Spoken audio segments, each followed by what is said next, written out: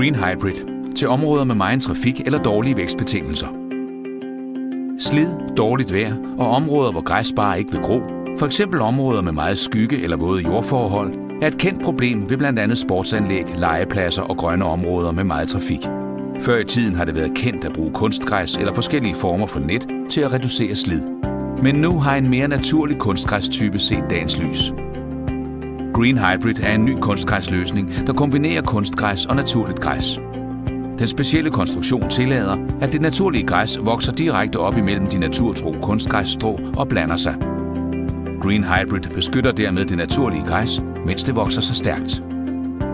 Ved udlæg af traditionelt kunstgræs kræver underlaget stor forarbejdning.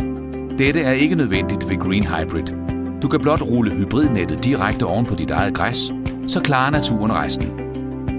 Green Hybrid er utroligt bestandigt over for slid og dårligt vejr, og gør et godt indtryk uanset vejrforholdene.